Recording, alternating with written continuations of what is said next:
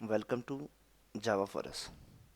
सो आज हम देखते हैं कि what is the relation between JDK, JRE and JVM. तो हम समझते हैं कि जेडीके क्या होता है। सो किसी भी सॉफ्टवेयर को डेवलप करने के लिए एक एक डेवलपमेंट किट की रिक्वायरमेंट होती है। सेम वैसे ही जावा के एप्लीकेशन को डेवलप करने के लिए हमें एक किट की रिक्वायरमेंट होती है जिसका नाम है जेडीके, जावा डेवलपमेंट किट। तो ये मेनली कंसिस्ट करता है JRE, Java Runtime Environment, and compiler, debuggers, and Java docs. So compiler क्या करता है? कंपाइल करता है कोड को। डिबगर क्या होता है कि हम आगे देखेंगे कि हम कैसे यूज़ करते हैं डिबगर को। और जावा डॉक्स क्या होता है कि हमारे क्लास और मेथड्स के बारे में इंफॉर्मेशंस होती हैं कि कौन सा मेथड क्या करता है, क्लास में कितने मेथड्स हैं। Okay, so you can say कि JDK is a combination of JRE plus compiler, debugger and etcetera. एक कंप्लीट जैसा कि आप देख सकते हैं स्क्रीन पे। ओके, अब हम बात करते हैं कि जेआरई क्या होता है। तो जेआरई बेसिकली जेआरई का फुल फॉर्म होता है कि जावा रन टाइम एनवायरनमेंट।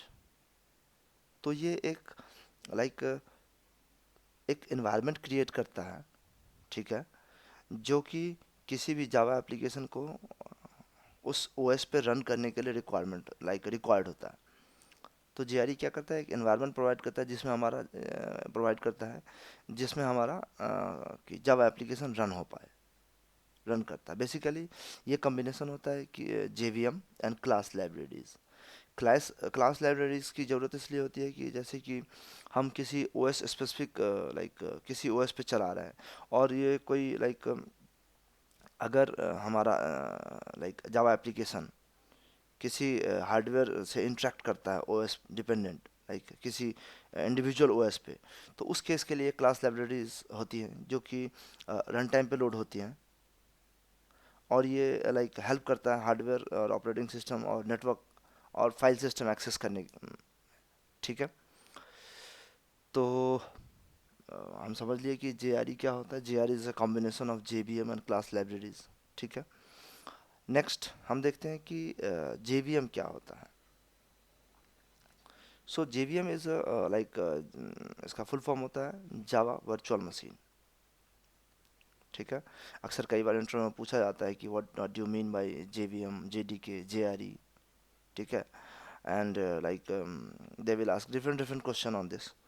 सो अब हम देखते हैं कि जेवीएम क्या होता है। As the name suggest, Java virtual machine. Virtual machine that हम समझते हैं कि मशीन और वर्चुअल मशीन में डिफरेंस क्या होता है। Virtual machine that doesn't exist, physically existence नहीं होता। सो कहीं ना कहीं so Java JVM is a virtual machine, ठीक है। तो ये जब हम अपने जावा एप्लीकेशन को रन करते हैं तो ये उसमें हेल्प करता है। It's enable you your computer to run Java application.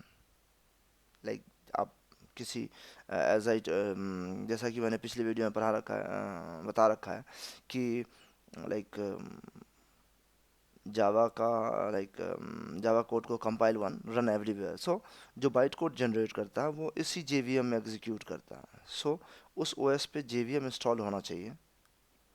So JVM help करता है आपके